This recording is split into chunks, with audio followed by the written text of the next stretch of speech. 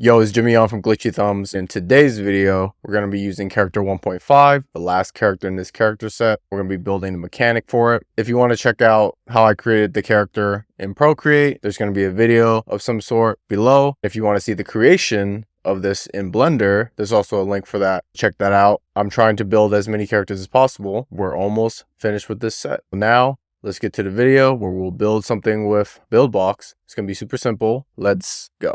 I open up Buildbox, click create new 3D game, and we always see this default scene with the cube, very similar to Blender actually. If you start Blender from the beginning, it always starts with some sort of cube. I need to create a new folder for character 1.5 because this is the folder for all my Buildbox projects. I try to keep everything organized by separating each character. That's just easier for me to manage since I have many characters that I would like to work on and expand hopefully, or even just practice and create prototypes, which is what I'm doing. I organize the last FBX in this character set along with their texture file. I drop this into Buildbox, click import, and either delete the cube or just move it out of the way or just keep it in place. I click character 1.5, click edit. This is normally where I'll change the outline from white to black. That seems to be my go-to workflow. I unchecked receive shadow. I occasionally just click something else like two-sided to see what it does to the 3D mesh. I don't think it did much. I usually just click it just because. Let's move this cube out the way. I always put -1 and it always goes into the floor directly under the character. That's usually where we want it if we're going to use it as a platform. For the ground, I always change it from grass to no ground. I'm slowly understanding my own workflow and things that I do as I'm watching these videos. I've already recorded the last 4 characters, making this the 5th one. You can actually see like where my mind goes to for each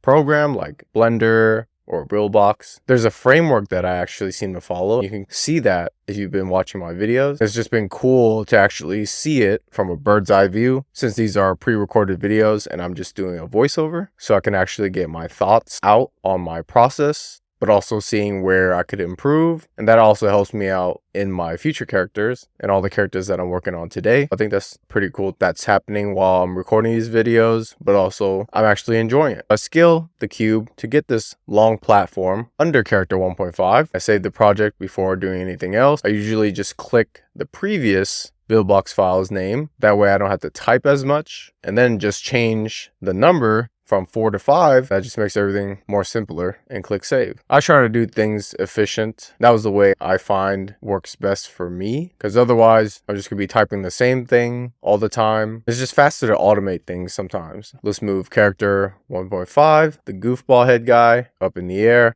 Change the physics from none to dynamic because we want it to interact with the physics in the environment and the other platforms. I've noticed in the past videos, I've been exporting it in FBX and seeing more keyframe animations with the same name. I would have to delete them. Since my Blender file has all the characters in it, I was creating a keyframe animation for each character. I think every time I exported in FBX, each character would also inherit the other keyframe animations as well. That's why you're seeing additional keyframe animations and I would have to delete them. That has to do with the export settings. There's a checkbox where you can check all actions. If you uncheck that, it will only export one of the actions in your action set on Blender. That would be the solution to avoid seeing so many keyframe animations in Buildbox. All right, for character 1.5, I add an if collide, and then I adjust the collision shapes, starting with both the start and if collide. In the previous videos, we would do them separately. That would make us do additional work, and we don't want to do that. The smart thing to do was to adjust them at the same time. That's what I'm doing here. You can see I'm aligning the collision shape to his goofy head. This character is actually a very good size since it doesn't have like a very wide type of body. It can actually fit within the gameplay screen, and also it's a good size to actually avoid obstacles within the game or even just fit through holes or anything if we added that within the game. I hit play and the character and the platform falls down. That's actually a pretty cool preview of an idea because that could have been some sort of elevator where you start out in the game. It could be like a cutscene, the character like falls down or just like drops down, like drop zone at one of the amusement parks. Definitely that's something to maybe use in a future game. You actually don't see certain things when you're working on specific mechanics until you actually record it and then rewatch it, because then you're actually observing and analyzing instead of actually building it. It's actually cool to rewatch this and have a different idea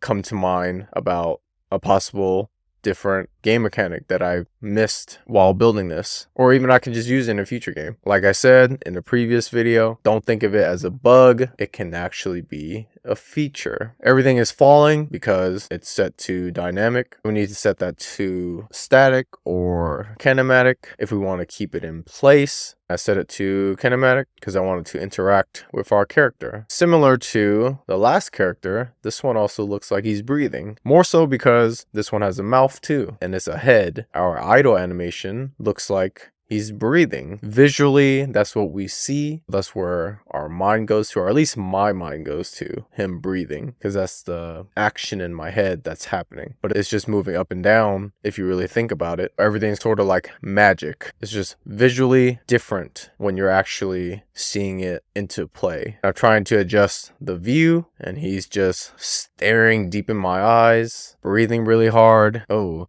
he's a little bit too big. I made him a little bit too close, and now he's getting a little bit creepier. Like, these can be cutscenes where you can get the character to move closer and closer to create some sort of creepy effect. I think looking at different characters create different feelings for me, especially my own characters. Seeing them come alive makes a difference. You start thinking of different things. I don't know if I talked about this. I probably did. Like, it's very different seeing it on a sketch and just having it very static and not moving versus it actually coming alive. Even though he's just in the screen, he actually feels like he's alive. All the stuff that I did to create this character, it's a lot of hard work, time, and energy. So when you put it all together, it's really cool to see it come alive and become real. It's not real, but you get the point. Like, it's somewhat magical and it feels real, but it's all fantasy in a way. I'm trying to find a view that I like for this character. I forget exactly what I built for this. Most of the time, I'm just going with the flow. When I move the camera view around, I really don't have a set in stone idea that I go towards. It's all based on my gut feeling. I'm just experimenting as I go, because we definitely want to see his face enough so that we can see the animation, but also we want to see the platforms. I adjust the bottom of the collision shape because he was kind of in the platform and we want it to be above the platform. Within this game environment, it just has to look correct visually. Even though you can apply anything in this gameplay, it is your game, you can do whatever you want. Make sure that it comes across to the player that this weird character is actually interesting to play with. Try to capture the essence of the character as much as you can with the most simplest gameplay features and get your idea across before even throwing in too many things. Just try to get a simple game mechanic out of your mind, see if it works with your character, and if it doesn't, try a different game idea. If you don't like the character or the ideas that you're coming up with, you can always just put it back into your stash and return to it later, because maybe you haven't really thought it through, or just today isn't the day to work on this character. There might be a time where you have an interesting idea one day and you're like, oh wait, this actually works for character 1.5. Maybe I'll apply that for that character with this new idea I have. You see, I'm adjusting the platform because I have a different idea as I'm experimenting. I started with a long platform, but I ended up shortening it with the same width of making the platform skinnier. So it seems like the head is just sitting on top of a long platform, and I'm extending it and also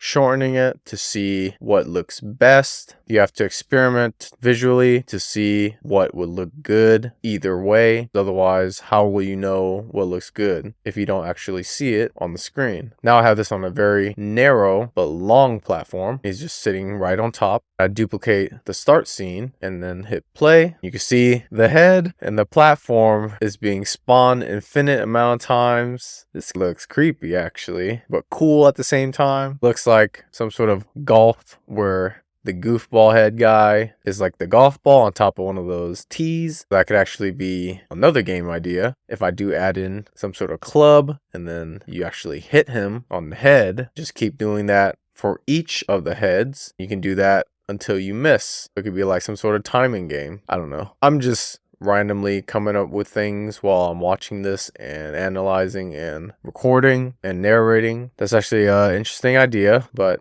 we'll see if I ever implement that for this character. This is a good way to demonstrate what happens when you have one scene, because Buildbox will just randomize that one scene, just keep creating infinite amount of scenes for you, and that makes the gameplay loop. That's why in the previous videos I've always said to delete the character on scene 1, because you don't want it to appear multiple times. Unless you do, then keep it in your game. But for mines, we're just going to have one of the characters, which is going to be on the start scene, but we want the different platforms to spawn. We have some sort of gameplay loop to go off of. These narrow platforms look cool, but this would be like a similar mechanic as character 1.4, the nose stash guy, which is in the last video that I did. The goal is always to think of a different mechanic and try to be creative. I move the start and the end points on the start scene, go back to scene 1 and delete that, because I don't want the scenes to spawn moving forward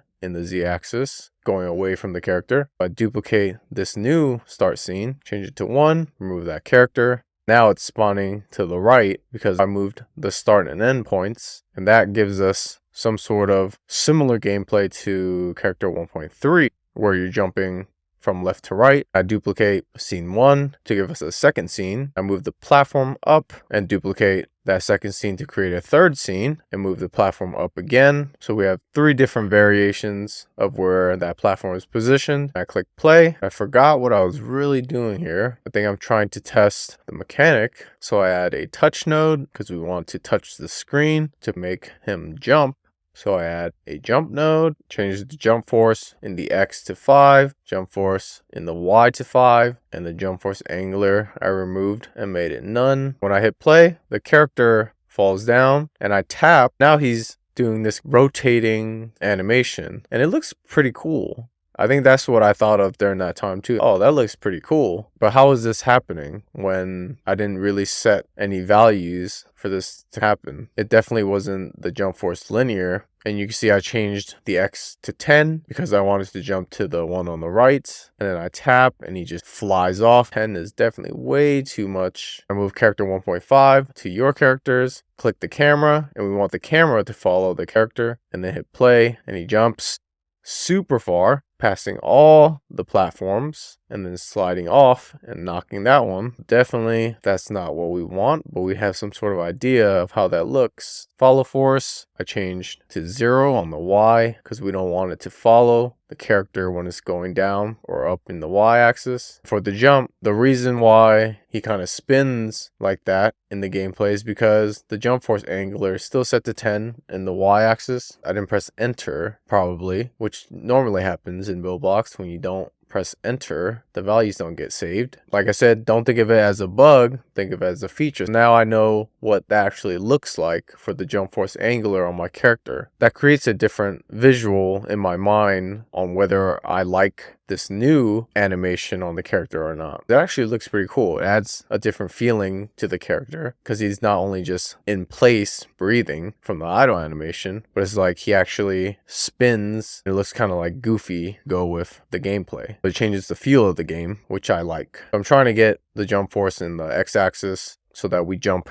to the next platform. I'm experimenting here, and it's going to be very hard to land on these tiny platforms because there's not enough space to do so. But we know we need to adjust the friction so that it actually sticks to the platform when it lands. I changed it to 2 and boom, we actually land perfectly onto the platform. It sticks, it doesn't slide off. That's what we want. Sometimes he lands backwards, so he's facing the other way. You don't even see his eyes no more, so it's not as creepy, but sometimes he does. That changes the other feel of the game. That already looks pretty cool. But the jump is too high. I drop it down to 6 from 10. Now he doesn't actually make the jump. I change it back to 8 still doesn't make the jump because we have different variations of the platform on different heights. Definitely 10 was a good number because we have different variations of the height. That's the only way he'll make all the platforms. This already feels like a good prototype. We don't have a jump limit. I can just tap it as many times as I want. We need to duplicate the if collide similar to previous character. This is what I've been using as part of my workflow, where if we collide with the platform, then we allow the player to actually touch the screen to jump. But also every time we collide with the platform, it resets the jump limit. Set the jump limit to 1. I'm not sure what's happening here. Possibly looks like I was tapping the screen and nothing was happening. I do some troubleshooting in debug mode. I'm testing, because it worked in the previous characters that we worked on, but I'm connecting it in a different way. There's definitely something going wrong. On the cube, we forgot to set the collision group to platform. That's probably why. I think that's why. Now we double check. That looks like it worked. This was a different alternative to connecting the nodes. If you connect it this way, it only resets the jump limit, but the player can actually still jump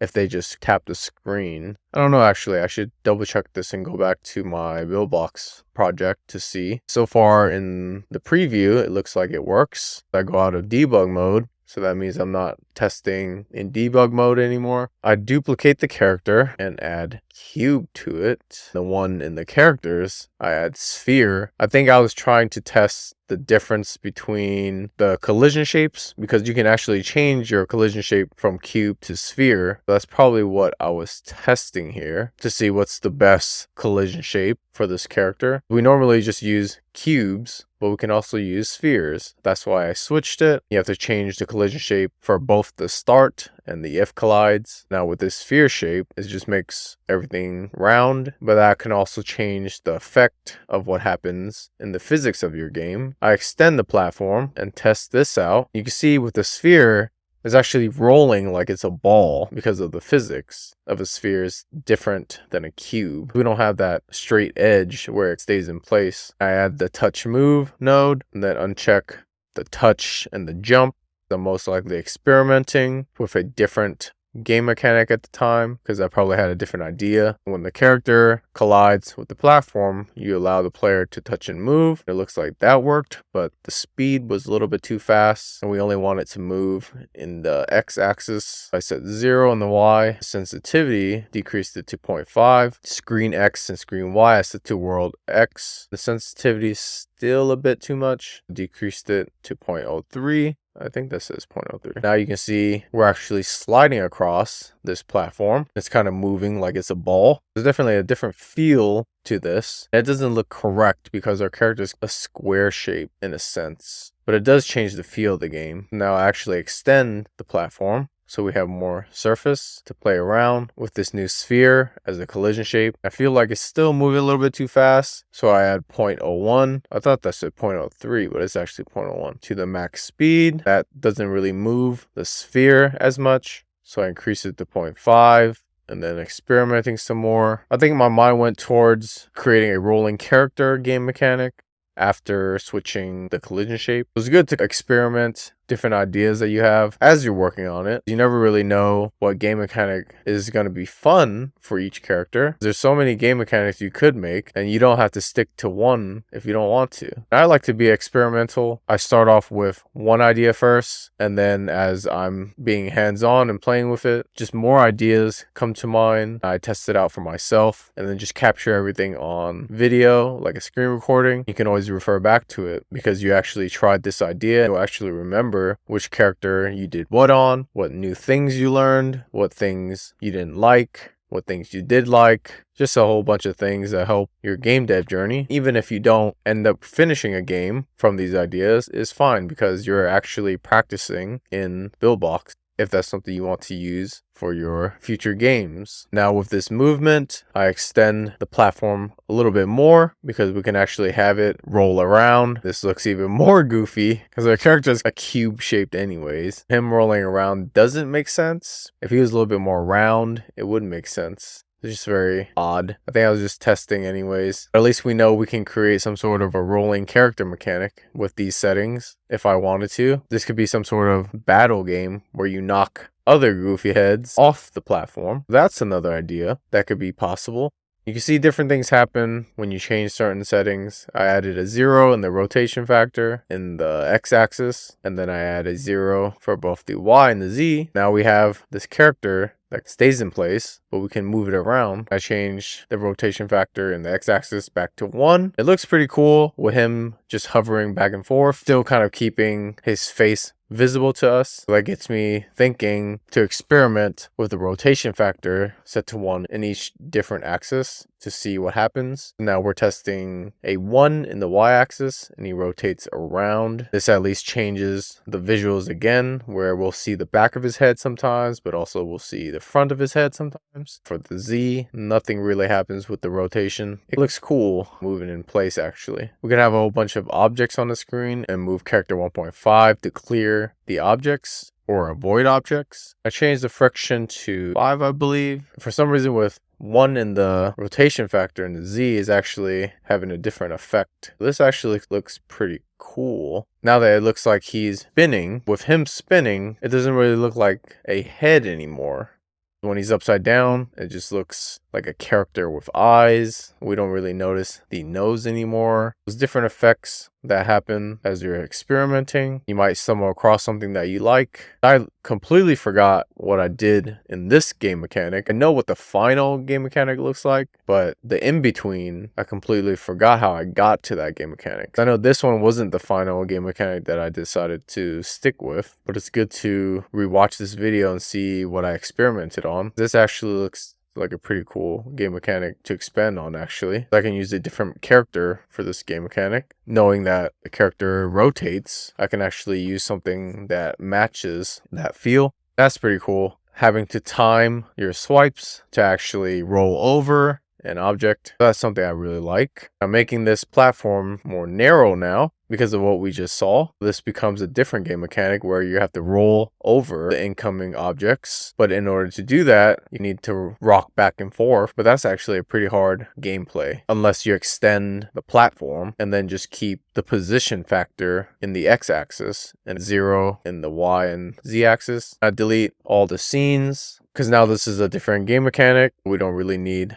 those platforms anymore. They're just getting in the way. The game mechanic becomes a rolling game mechanic. That's why I'm tilting this platform so that it's easier to roll to the side. I duplicate the scene so that we can have some variation. This platform rolls to the left now. With the start scene, we have a platform that is tilted to the right so that we can roll to the right. This first scene, we have a platform that tilts to the left so that we can roll to the left. I duplicate the start scene again to create some sort of variation because we also need some straight platforms. I click play. I see a whole bunch of goofball heads, a bunch of platforms that are bunched up together. I forgot to delete the characters on scene 1 and 2. Now we have this sort of like rolling mechanic. Get out of debug mode. You can see our platforms create this different environment. It's all for testing purposes. It's not like this is the final game or anything. I'm just being experimental as I go, just to get the ideas flowing. For the position factor, I changed it to 0 on the z-axis. That way he can't really fly into the ditches in the z-axis. It can only move up or down because of the y. It can only move left and right because of the x-axis. So now this becomes a pretty cool rolling game mechanic, sort of like a rolling platformer. He gets stuck in this little crevice. I probably was swiping really hard, just flies off. Now I experiment with 0 in the y-axis for the position factor. Now he's just stuck in place. There's no movement in the y-axis because we set it to 0. So we changed it back.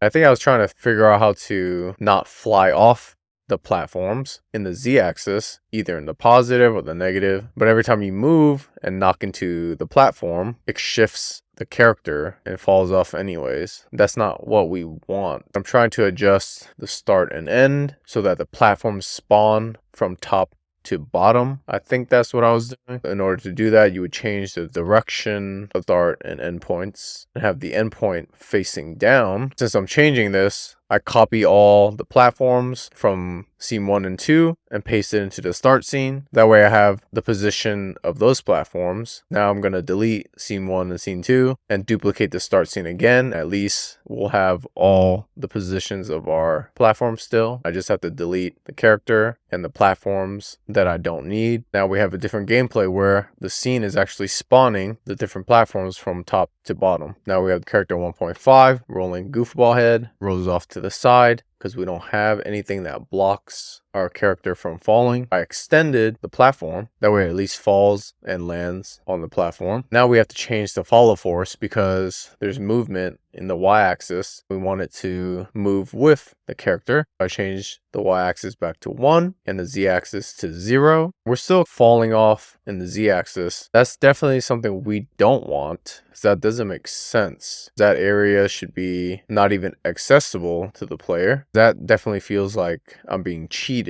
in this game mechanic. My only movements are left and right. I should only be able to fall down, but I'm also now falling forward and back, which is not a very good representation of this game mechanic. I'm experimenting with just trying different values to see what happens with the position factor. I'm surprised I actually experimented this much for this game mechanic, because I actually don't remember doing this. I've been working on so many characters that I completely forgot what I actually did. When I'm working, I have music on. Most of it is just me in a flow, so I'm doing whatever comes to mind. If I'm trying to fix something, I'm just experimenting by trying different values. If I have an idea while I'm working, I'll experiment and try that idea or a different idea. It's good that I'm reviewing these videos. If I want to create this game mechanic, I will at least refer back to this character. This is all experimental. Definitely the game mechanics that I decide to choose in the future are going to be different. I learned a lot working with this character actually. Every character I'm experimenting with different things, different values, different features. So you'll see different things and me explaining it will make sense. That creates different content for each character, which is good.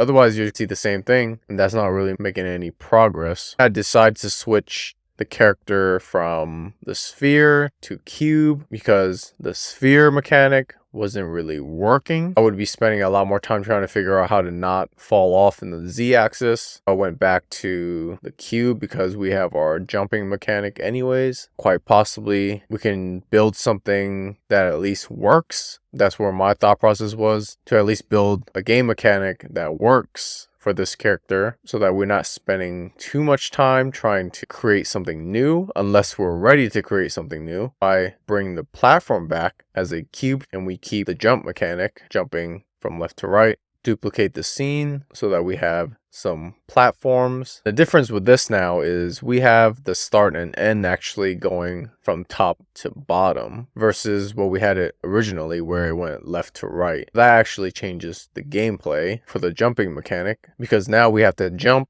and we're actually falling down. Now with this cube platform, I'm moving it to the right because I want to jump to the cube on the right as I'm falling down. I think I had an idea for jumping left and right. I added a state machine and a random node. I don't think my thought process was correct. I just duplicated the jump so that there was two states, one where you would jump to the right, one where you would jump to the left, but that also wasn't correct. I know there was a node where you can do this, but I think at the time I forgot. The thought process here is that if you tap the left side of the screen, you would be able to jump to the left side. If you tap on the right side of the screen, you'll be able to jump to the right side. That's why I add the UI screen and add a control button. I extend this so that it's covering the left side of the screen. This would be left. I duplicate that, move it to the right, call this right. These will be the buttons on our screen that allow the player to jump left or right. I know I was looking for the node at the time. It's the UI button. I changed one of the jump nodes to -2 because that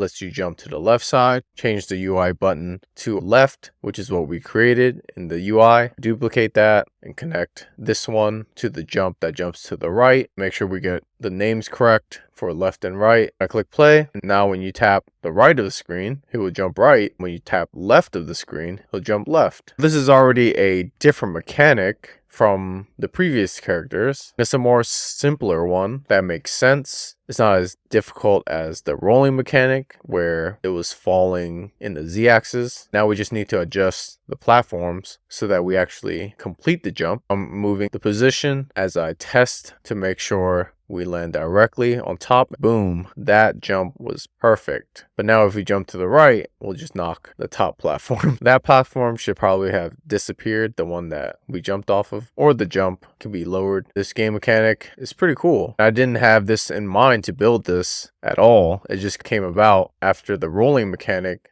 wasn't really working. I just had the idea to continue with the jumping mechanic for the cube collision shape combined with the start and end that actually goes from top to bottom. This game mechanic definitely works when there's a next platform to jump to, but if all the platforms are in the same position, then we won't have any platforms to jump off of. That kills the game. The player just gets cheated now, because there's like nothing else to do but other than jump off and die. I duplicate one of the scenes so that we have more platforms to see if that actually helps. We jump to the right and jump to the left. The jump is definitely too high, so we need to decrease the value in the y-axis. This is what I was talking about, where if all the platforms are all in the middle, where is there to jump next? That's something we need to think about for this particular game mechanic if we do choose to expand on it. But I just press restart and it will spawn a scene where we can actually test the gameplay. So now we have the middle platform, we can jump to the right, but now we have no platforms on the left, so we'll end up just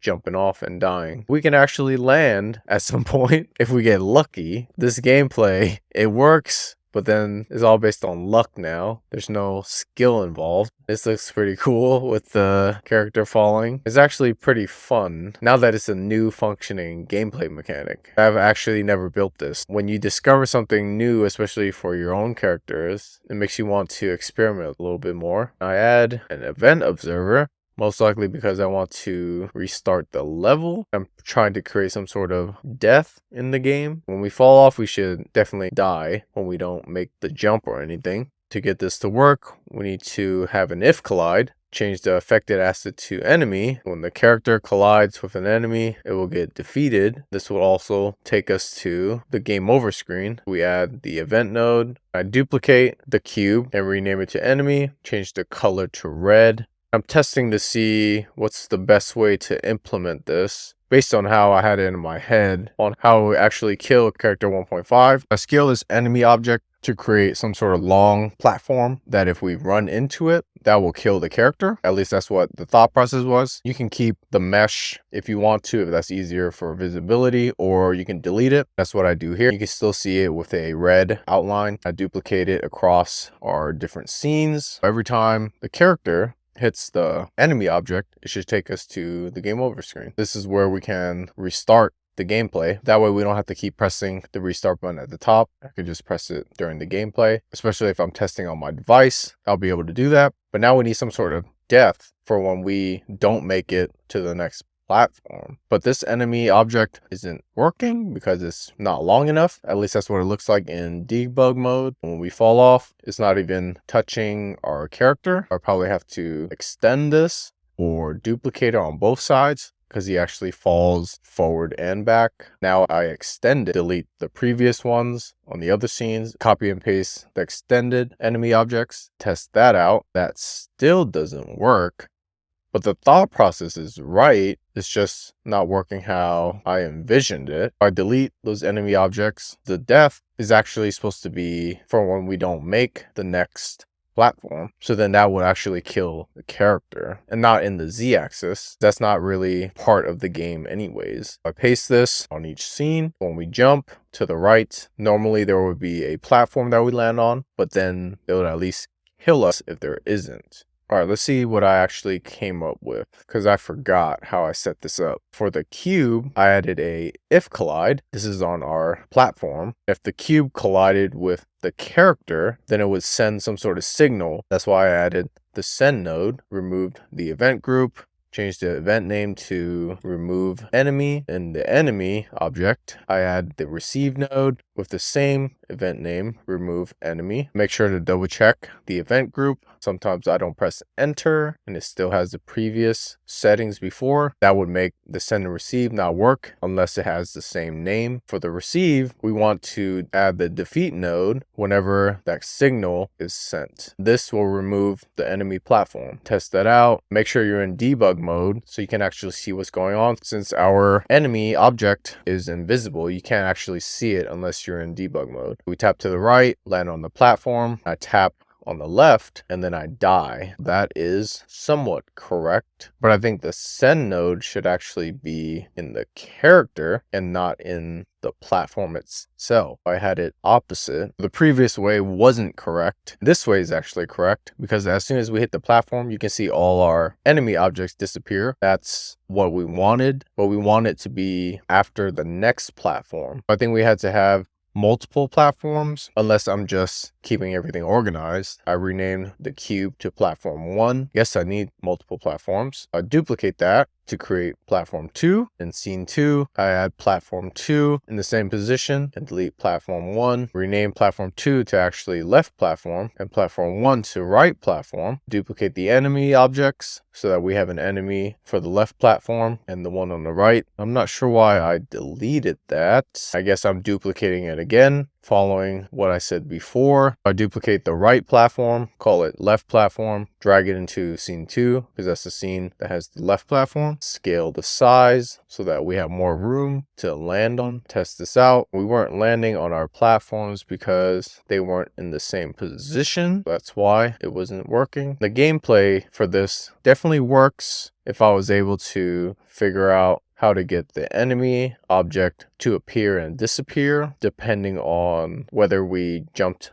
to the next platform or not. I might have skipped this just to finish the game mechanic, but maybe I completed it, but I'm not too sure. We'll just have to see at the end of the video. I click into the world and adjust the next scene threshold. That way we can only see one platform at a time, depending on the threshold that we set, or 2 platforms at a time, something like that. I think that was the thought process. I renamed the enemy to left enemy, duplicated to create a right enemy. That's the thought process here, that if there's a right platform, there should be a right enemy. I scaled the right enemy to be a similar size to the left enemy. Move that into place. We also need to duplicate the if collide so that we have one for the left enemy and also the right enemy. If the player collides with the left platform, it will send a signal to remove the left enemy. If the character collides with the right enemy, it will send a signal to remove the right enemy. In our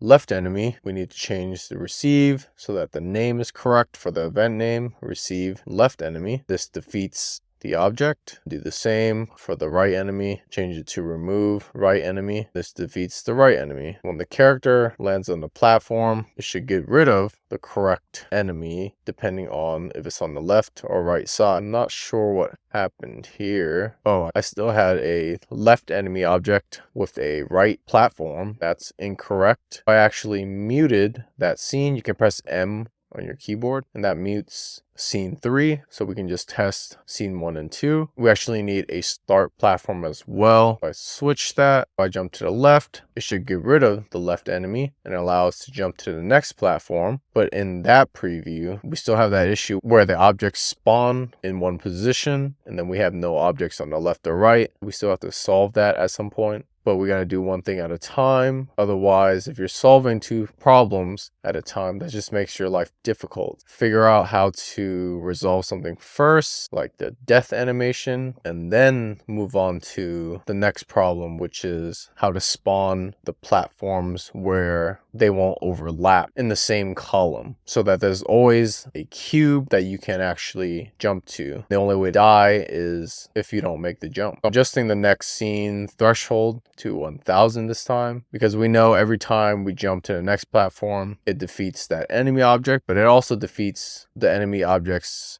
on the future platforms, which we don't want. We just wanted to do that on the platform that we land on here. So that's correct. If we jump to the left now, there's no way to land anywhere, and that defeats our character. But in that scenario, it works correctly, but then the player gets cheated because there was no platform to jump next to anyways. What we're trying to achieve works. We just need to think a little bit more about how to get it done. We'll go back to scene 3, and this is the middle platform. That's going to add some variation to help us with the gameplay. We need to have a middle platform and also a middle enemy, and then make sure everything is the same size. Just duplicate the if collide, create a middle enemy with a send node and a receive node, similar to what we did before for the left and right. And then test this out. This first scene, there's really nowhere to jump.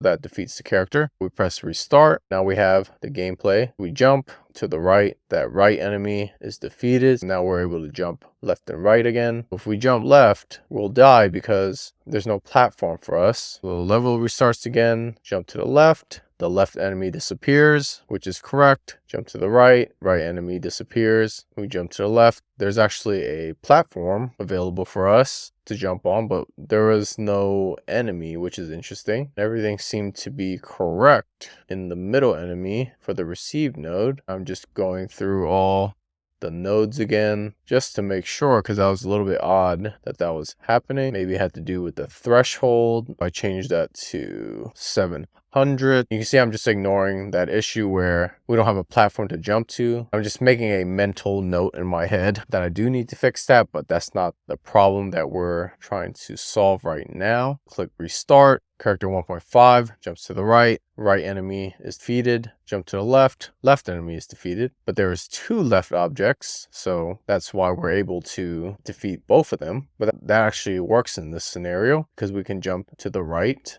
We somehow get defeated, which is not correct. There's going to be some inconsistencies in your game mechanic, especially if you're trying to build something that is very different. You're going to have to experiment a little bit more on how to get it correct. But this is at least a starting point. Even though you don't complete it, you can always refer back to it and expand upon it and try to fix the problem later on, or just work on another character or game mechanic that you like that's more in a flow state for you. That works too. I started just duplicating scene 1 and 2 so that we have more of those scenes compared to the middle platform. There's also a play cooldown as well. I've actually never used that, but the tooltip lets you know what it does. What you would do is enter the amount of seconds you want to wait before a scene is played again. This is something I should experiment with a little bit more, but I just put 1 so that there's a play cooldown of the middle platform so that we can actually get some variation, allowing us to jump left and right. Now looking at the gameplay, it should actually be where if there's a left platform or a right platform, it should be followed by a platform that you can jump to. Most likely I could have just had 2 platforms probably in one scene, or like a segment of platforms where we'll be able to at least make the jumps, but then we would need more enemy objects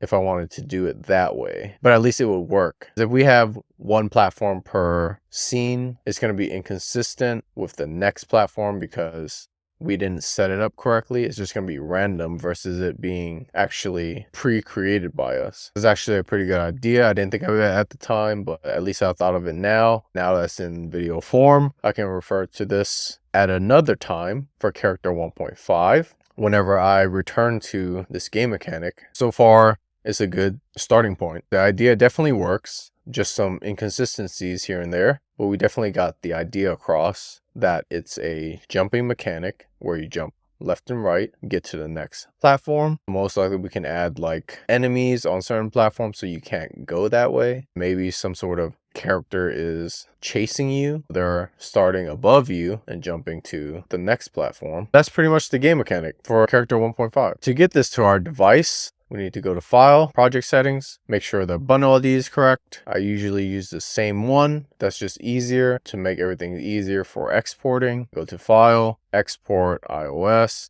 save the project, go to your folder, click Character 1.5 New, iOS, xCode project in the middle. Sometimes xCode has various updates and you just have to install it and update, let it do its thing. Click BB Player, signing and capabilities, choose your team. In a bundle ID, I just add a value, and that allows you to install a separate app so it doesn't replace your previous apps on your device. Since I had multiple characters, I wanted to keep each character as a separate app. If I do go back to those different game mechanics, I can actually test them on my device anytime. Put the bundle display name, character 1.5, click play, and it will run to the device. You can do a screen recording of your gameplay so you remember the character that you worked on and the gameplay that you were testing, and just capture enough of the gameplay so that you remember. That way you have something to refer to. This was the screen recording that I got on my iPhone. Character 1.5 falls down, hits the platform. We jump to the right platform. We jump to the left platform. The goal is to get to the bottom where there will most likely be maybe a finish line of some sort. We jump to the right. If there's no platforms, eventually we would die. That's the game mechanic. Super simple. Definitely a lot of stuff we need to fix within that mechanic. It gets the idea across. It's a different game mechanic that we came up with compared to the previous characters. We are making progress, which is good. We're trying different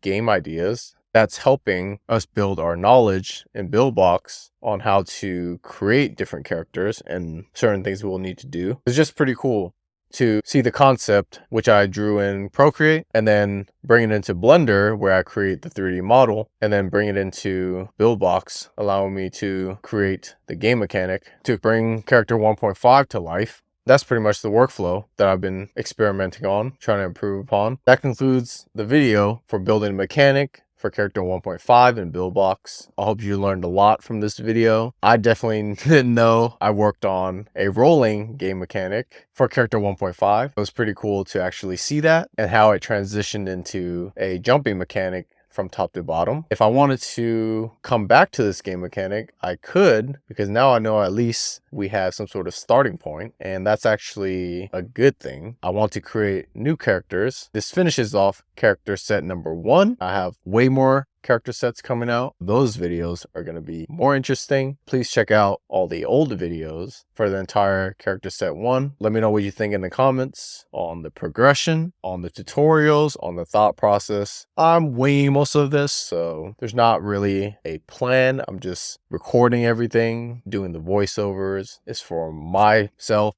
to remember what I worked on in all of these projects. Also, it's pretty cool to share what I did to maybe help you guys out. If you were learning how to use Blender or how to use Buildbox, you'll at least see my thought process. Maybe it will help you with your thought process and workflows. If you like this video, please like and subscribe. I appreciate it. Thanks for watching. If you watched all the videos, I appreciate you. Let's get ready for character set number 2. I'll see you in the next videos. Appreciate you guys, and peace out.